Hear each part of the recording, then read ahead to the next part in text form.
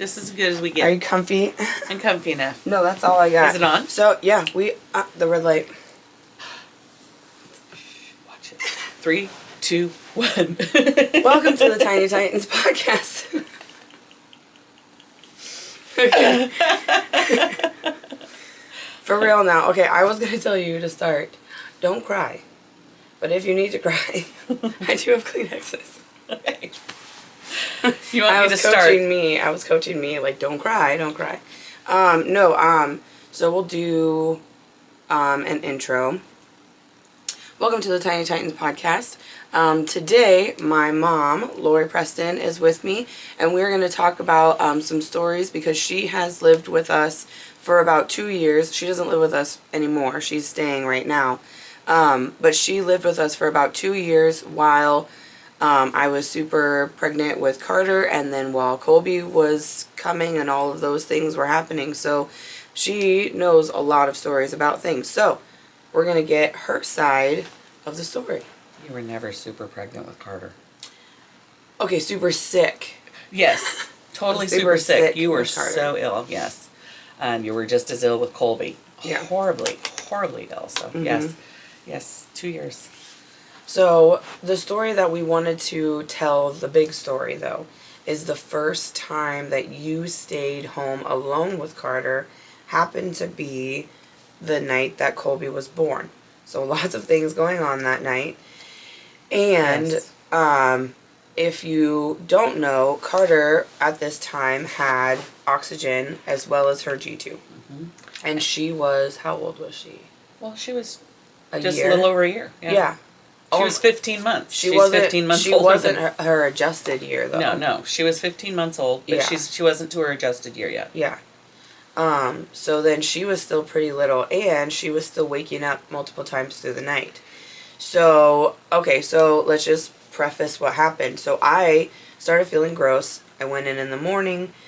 Things progressed, and by the evening, was it evening or like late night? By evening, it was evening. It was like about 6 o'clock. Okay. That's what I thought. It was about 6 o'clock. Okay. You called and said, we're having a baby, Doug needs to come. And I'm like, what? That left me at home with Carter and Cassidy. Cassidy's easy, but Cassidy does have asthma, and Cassidy does have night terrors. And she was sleepwalking at that time for some weird reason. She was sleepwalking also. So and she was 6 also. She wasn't like old. Well, she was 5. No, she was 6. She was 6. She had just turned 6. That's right. Lexi came to meet me first. Mm-hmm. And then Lexi called Doug and was like, hey, it's like real go time. And he didn't get to the hospital until 10. So then he left you after he put Carter to bed. No. Carter wasn't in bed before he left. So how did he leave the house? Did he wait for Becky to get there? Yes. Yeah. Okay, so Becky was there, and we just assumed that Carter would be able to go to sleep with you because she always falls asleep. Yes, she naps with me. Right. I was able to put her to sleep on me and then lay her on a bunch of pillows and propped position that she had to be for her G-tube and all the stuff, but I knew how to prop her. She also had really bad reflux at this time. I mean, yeah, she had to be laid down specifically on like her left side. Mm-hmm. She had to be held up for like an hour before that. Yes, it was a whole thing that you had certain steps with Carter so she wouldn't vomit her entire meal up, which happened so often. Yeah, lots of times throughout the day. Multiple times throughout the day. Yeah. And so many blankets. Because we didn't put down towels for Carter. You had to have her on a large big. Well, and she was also trying to do tummy time, which didn't help because she was delayed. So she was doing tummy time when she was like. Becky came and helped me, which thank God she did because I don't know how I could have handled any of this by myself. Yeah. But bless her heart, and Becky knew how to do certain things. I mean, she knew how to put the tube in. She knew how to do the feedings. Yeah, so right here I'm going to put some pictures of Becky in the NICU because Becky was a cuddler. Yes. We officially made her a cuddler. So because Doug and I couldn't be at the NICU so much with Carter. So Carter knew Becky. Yes. So she was like our emergency person from like medical situations anyway. So we called her. And so Doug waited for her to get here. She graciously agreed to come and spend the night with me. But 'Cause she had to go to work the next day. Yeah. And none of us slept. Yeah. Carter barely slept. Cassie barely slept, and she slept in the bedroom with us. Mm-hmm. But Becky slept in the bedroom with us, but even she didn't understand everything that would happen. So Doug left, and I had to feed Carter. It was a late feeding, because she didn't go to sleep until late. So she had to have a feeding at 9, remember? Yeah. And sometimes we pushed that to 9:30 so that she would sleep on a full stomach. Mm-hmm. So, yep. So I put the thing in, I fed her, we did the whole stuff we're supposed to do, and G-tubes are not for the squeamish. You've got to be willing to get in there and get messy with it, and I did everything right. Mm-hmm. I didn't cause any issues with it, but I thought everything was fine. I went to the bathroom and then left to get a glass of water, because I didn't have any water in there, a bottle of water. So I had to go get water, and as I came back to the bedroom, Carter was sitting on Becky's lap, but she was facing away from Becky, and she was sobbing uncontrollably, so hard, and Becky had no idea what was going on, because Carter doesn't cry. Yeah. And Carter doesn't show you can't, if you looked at her from the back, you would not know she was sobbing and crying this hard, but she was. And so I immediately took her and started cuddling her. Well, immediately she vomited all over me. Yeah. Which meant I had to get changed, Carter had to get changed, so we're cleaning all of us up. Have to peel out the shirt. Yeah, have no clothes downstairs. Also. So then I had to send Cassidy, who was still awake, upstairs. Shouldn't have been awake, but she was awake because Carter was having issues. Right. But she went upstairs and got my clothes, and then she started aspirating. So then she started aspirating. Still crying. And she's still crying. Yeah. Well, because she gets upset, she cries, she vomits. And it would come out her nose. It would come out. The tube was pushing air.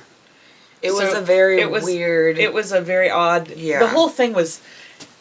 There wasn't anything we could have done different. We did the best we could, but she literally almost died twice that night, because I couldn't figure out, because she aspirated twice on vomit. Yeah. And I could not figure out how to. She was just upset because we weren't there. Yes. Right. Because Mommy and Daddy weren't there to take care of her. Yeah. Literally, it was her first night without Mommy and Daddy at home. Right. One of the other of you had been home with her the whole time, and we'd never, because I couldn't keep her on my own. Well, she's a very complicated kid. Yeah. And also she was having... well, it was her ox meter, and you've got to... I sat up all night and watched her oxygen and her pulse on, because I couldn't do... It was literally the most frightening night. And the difference we noticed was when you took Carter to do her MRI and left me with Colby and Cassidy during the day. Mm-hmm. Colby's easy. Yeah. Well, Colby's a big baby. She's about the same age, though. She's a little over a year. Yeah. She's just at...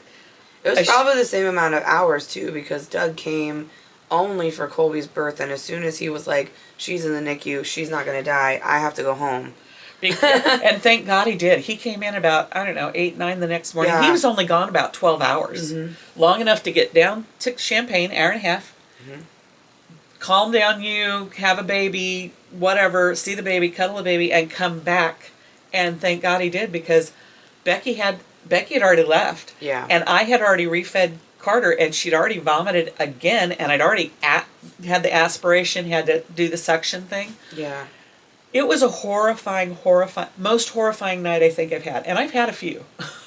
Well, but this is just like an important story because of caregivers. Yes. And I'm not calling out anybody, but medical parents often hear, why can't you just find a sitter?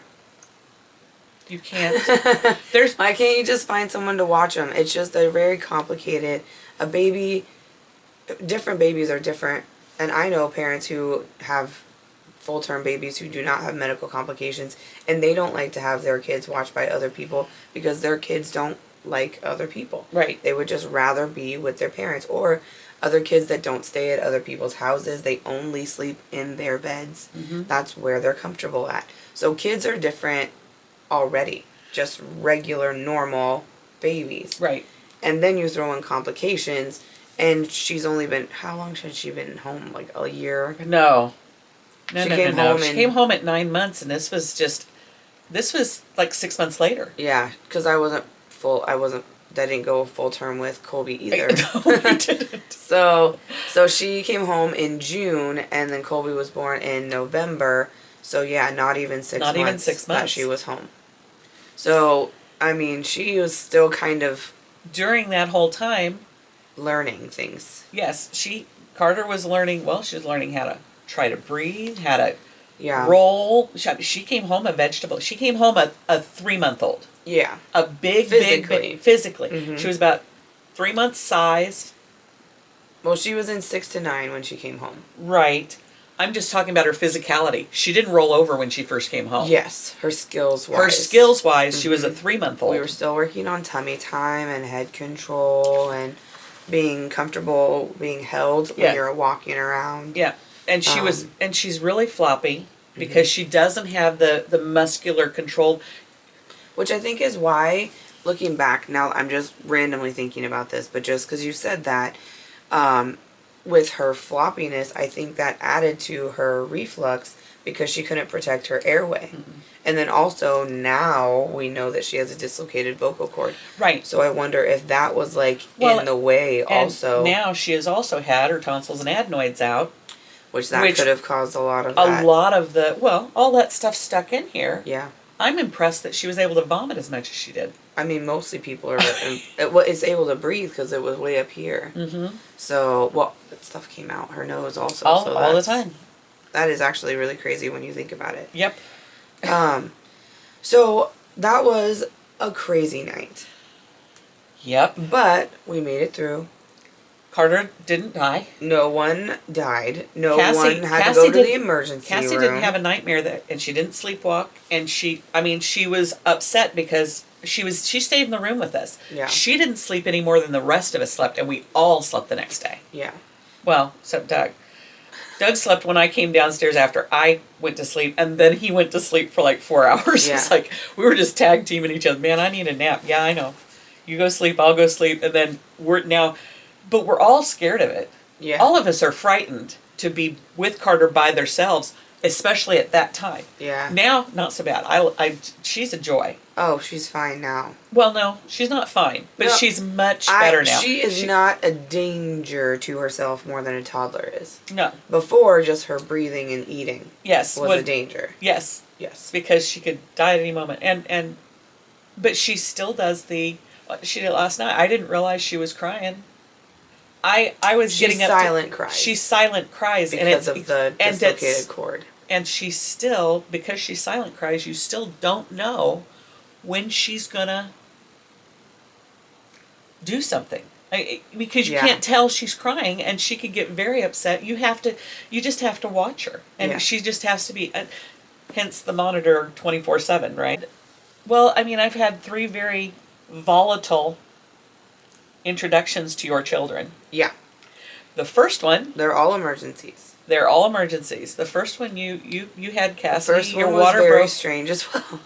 Your water broke at 32 weeks at your baby shower, which I know you've already talked about. But I was scared to death, and I was at the baby shower. Mm-hmm. And Lexi, bless her heart, already having been through all this, what a blessing. Yeah. She just grabbed you up, took you, and said, "Let's go to Doug." And so she took care of you, and I took care of the gifts. But then I came home, packed a bag, made sure everything was okay at home. Cassidy was at Lexi's. Lexi must have taken Cassidy from Doug because I wasn't there yet. Yes, because then so she kept her overnight that day. Yeah, and you went up to Chicago. I made a midnight drive to Chicago. I mean, literally, it was. Well, no, I was there by 9. The baby was born at 9. 9:54. And it took me. Well, but I had you were in no idea where I was going. There. Yes, I was in recovery, but it took me forever to find the hospital because Comer's is not the easiest place, in my opinion. Is that right? Yes. Were we at Comer? No, that's right, and it's because it's in the middle of town. It's in the middle of everything. So there's one-way streets, and there's like parks, and we're not city people. Small town Missouri girls don't do well in Chicago. No. And it's a frightening place, especially at dark. I mean, it was night. Yes.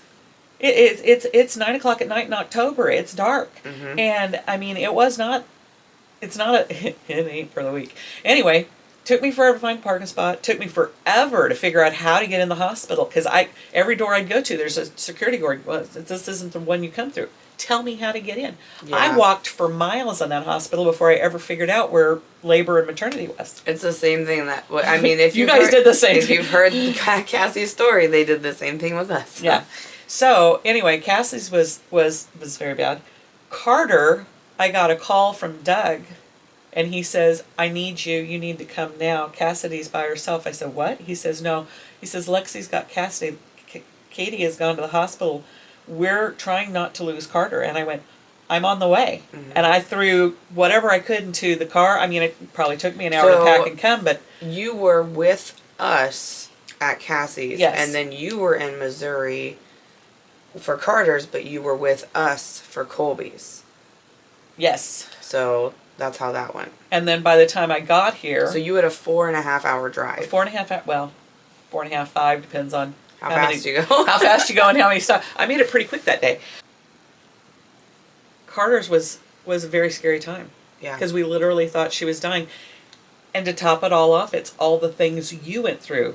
All of the poison in your body. If she hadn't been born when she was born, she wouldn't have lived either. Because you, couldn't have held her in. And it would have killed. Had an infection. And you didn't have one. Well, you had multiple infections that should have all should have killed you. We had at least 2 infections, yeah. They should have killed you. Yes. And you didn't die. God's wonderful. He keeps my family alive. Yeah, in very weird ways. But he has blessed us so many ways. I mean, we have Carter. Carter is such a joy. And Colby, I had friends that when they found out you were pregnant with Colby, asked me if you were going to terminate the pregnancy, and I was horrified. Because I didn't even think about it. Really, I thought I already hurt is what I thought. The first thing I thought was, how are we going to do this? And I already hurt. And where you found out at? Well, yeah. Because it was when Carter was being released, you found out you were pregnant with Colby. Because I came for a visit, and you came out of the house. All these church ladies were here bringing you meals because of Carter, which was great. And you had a little visit with them. I get there and you grab me around the neck and you say, "Don't say anything, Mom, but I'm pregnant." And I'm like... And didn't know what to do, probably. Well... Pass out. I knew you had Carter, and I knew she was precious, and I knew how much trouble you had being pregnant with Carter because you were sick. The whole time. You were sick. Every meal you ate, every drink you took, you vomited right back up. I have no idea how any of you got any nutrition while you were pregnant. Cassidy wasn't so bad. Oh no, Cassie ate everything. But Carter and Colby, you were horrible. No, I lost a whole bunch of weight. A whole bunch of weight. Which didn't help your condition any of trying to recover from being infected. Yeah, Colby's pregnancy. I mean, you were on antibiotics for like I was 5 or 6 days. Up from Carter. From Carter entirely, because it was such a toll on my body. So then, when I was pregnant with Colby, I was I was like, when we were leaving the NICU, I had a goal of being able to go up to the 9th floor on the stairs instead of take the elevator. And I had only ever gotten up to the 6th floor, but I was so happy, and I told Doug, I was like, I made it to the 6th floor. I can do 6 flights by myself, and then I get off and take the elevator because I can't go any farther. That's like as far as my recovery had gotten. Tried. Yes. So then it was just slowly becoming bigger and bigger and bigger in a body that was not completely healed before it got pregnant again. Is there anything else that you would like to share that you think that, because you're talking for NICU grandparents or NICU cuddlers? Yes, yeah. But Ava was the other story. Okay, I'm going to share Ava's story in total, probably soon, actually, but what stories would you like to share? Well, I just remember the joy in January. We had a Christmas dinner in January at my house, and Kaity and Doug announced their pregnancy at my house, and they stood Cassidy up, and she had on a little big sister shirt. It was super cute. And so, yep. I do remember We were very happy about that, and it was just May. January to May. Uh-huh. Yeah, she was 19 weeks. 19 weeks, and Katie went into labor. And she went to the hospital, and she had this baby fully alive and kicking in the sack, in her underwear, already fallen out of her, but it's alive. It just amazes me that the body can do that. If we'd had the technology, would she have been able to live? Because Carter probably would not have lived if she'd been born when Ava had. If she hadn't been born when she was, what was it, a year earlier, they were able to save a 22-week baby in California or something? The hospital that we were at for her NICU did not have the equipment, the tubing small enough to intubate a 22-week baby. So, well, it also has to do with her size. She was 1.7 pounds. So she was very small, and they didn't have the proper equipment. She was very big. Well, she was big for a 22-week baby. But all of the equipment they needed, so the IVs had to be super small. Mm-hmm. And it's not also just like having the equipment, it's then the professionals being able to know how to use that the smaller equipment. Right. So micro preemies have micro So in problems. Ava's case, she was almost 3 weeks smaller than Carter. And in 2019, when Ava was born, the hospital that Carter was born at did not have the equipment or the knowledge. No, there was didn't have many years that they were gathering knowledge before Carter was born at that hospital in order for them to be able to have the technology to save her also, and the know-how. And other people calling around the whole country. Every one of your pregnancies have just been traumatic. Yes. I mean, your first one, you lost at 6 weeks. Yes, the very first. And it passed on your birthday, our anniversary. It broke my heart. Yes. And then Cassidy, what a blessing. We find out you're pregnant with Cassidy, but it's not, I mean, and you do well. I get pictures and updates, and you're doing really well. This is my baby. There was no problem. Right. And then Ava, still. She was just so close. She was so close it's to, just a few years. It's just a few weeks. When you think about it, and it's so hard because I think it's hard for us this year because it's 5 years. Yeah. So it's like a milestone It's mark a milestone for her. year. And so I often think about like, okay, she would be 5, she would be starting school, we would be doing these things. Yeah. So it's not awesome. But it happened, and we got through it. We got through it. Well, I mean, but to make that worse, that was the year that Grandpa died. Grandpa, yeah. Just a handful of days. Yes, so it was actually husband's father. a week apart. A week apart. Did you know this? Yes, exactly the same day. Yes. A week apart. So they both died on well, Ava was born and died on a Thursday, and he died the next Thursday? Week. Yes. And then their funerals were both on a Tuesday. Yeah. The week after. Yeah. So and we had just gotten back from we'd just done Ava's memorial. And John and I went back because he had a procedure. Well, you got the call that they were going down right after we got home first, and then you guys left that day too. Yeah, we left so that we could go be with Grandpa at the hospital, but John had a procedure that day, and we ended up in Memphis Hospital. But he was having an endoscopy and a colonoscopy. So he was not. If he hadn't already gone in, I would have pulled him out because he shouldn't have had that procedure. Because I had to drive him to Kansas City because that's where we were going. When you're in the hospital, Grandpa. But that was the other thing that complicated Ava's story was the fact that Ava was born and died, and Grandpa died, and that was just a lot of grief that happens in a 1 week period, and then it lasts. It was really hard for our whole family because each of us hit both of those at different times, and so it was really difficult because it was like a circle of grief. It was weird for a while. Yeah, it was. Yeah, that's hard. That's really hard. You were connected to Carter because Carter likes music. yes, Carter likes music. In fact, we did this yesterday, and it was super cute. Mm-hmm. Katie used to sing The Chair, George Strait, to Carter in the NICU. Mm-hmm. And it calmed her down while she was having feeds and diaper changes, which... Procedures, anytime, needles. I don't know why. That was one of the ones that she liked that one. So then we did that one when she came home, and it was really helpful for the same types of procedures. And being able to sing to her is easy for me because we've always had music. Mm-hmm. So, but yesterday I was thinking about it. I was Christmas shopping with Cassidy, and as I was driving through, I must have seen a picture of George Strait somewhere, and I went, I wonder if she remembers, because I haven't sung The Chair since I got here, 3 weeks ago? Yeah, almost.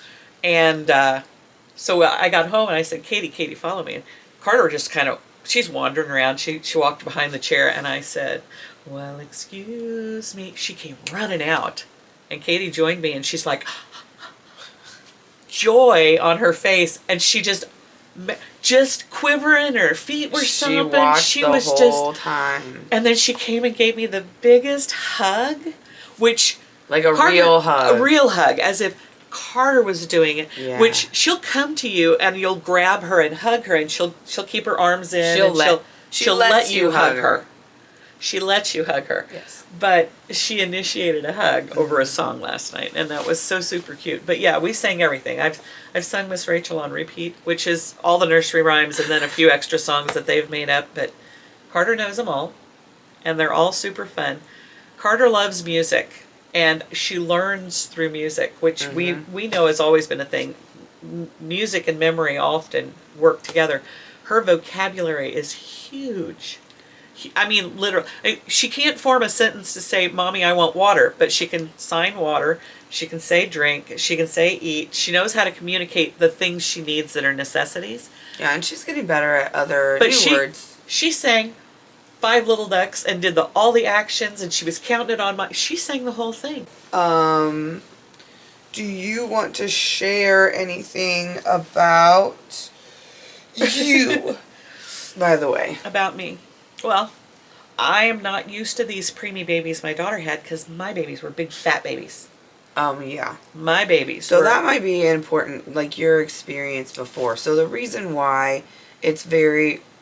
I don't know. I feel like I tell the stories of our babies differently than you tell the stories. You're very emphatic and passionate. But I think it's because you have the experience of bigger babies and full-term pregnancies. And then now you have the complete opposite, which is not even close to the same. Right. I mean, you and I both had a C-section for our first, but mine was in the NICU for almost a month. And I came home the next day. I think 2. 3 days? I think it was 3 days. You were in the hospital. Because you were sick? Huh? Because you were sick or because I was sick? Oh, me. We were in the hospital 6 days because they had different rules in the 80s. You had to do certain bodily functions before you could leave the hospital, and if you didn't do them, they wouldn't let you out. So I was, because I'd had the C-section, and they were worried about blood clots because I'd had problems with my legs, and I was holding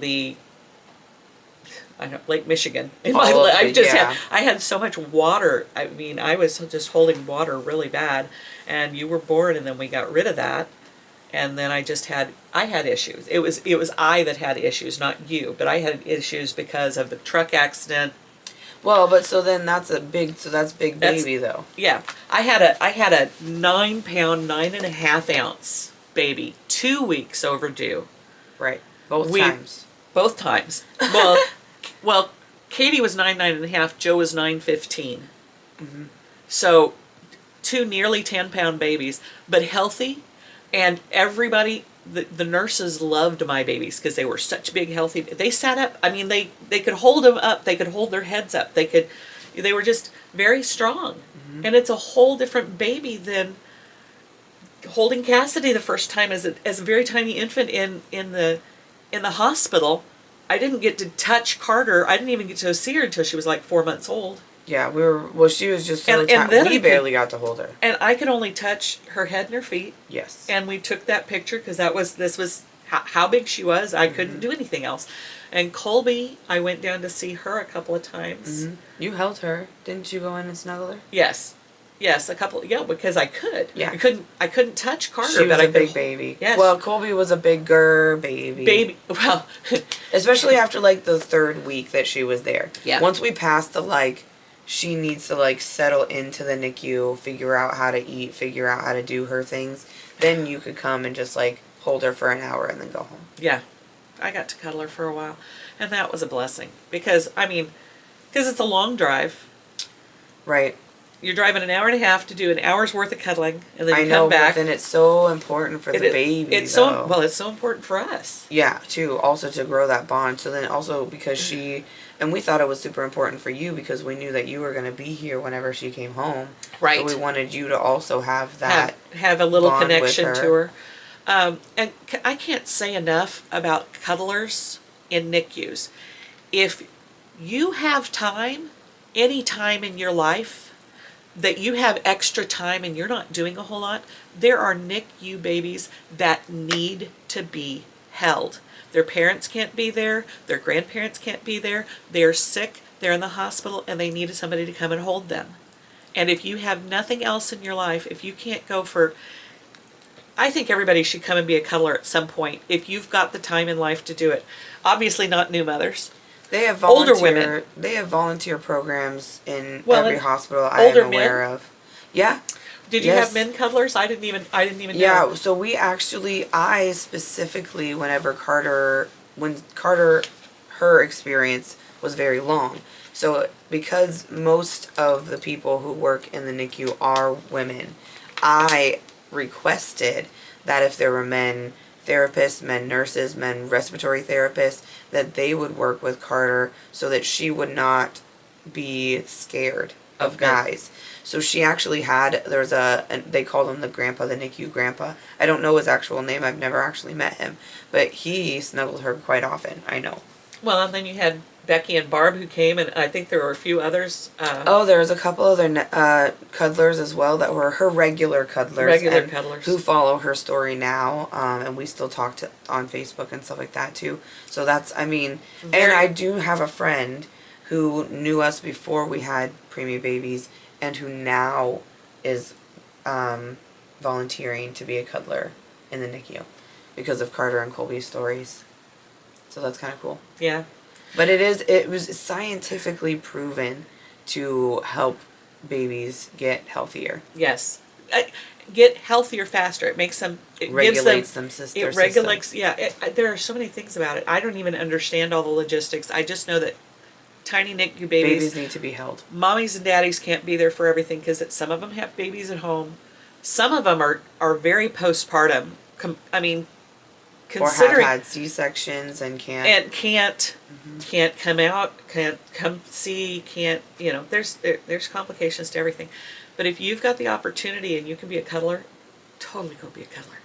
But we made it through, and we're 30-some years later. See, we made it. We made it through. We can do hard things. We can do hard things. We do hard things a lot. Yeah. and someday, it's like the night Colby was born, the scariest night of my life recently. Yeah. I've had many, many scary nights, but recently, that's the most scary one. So, yeah.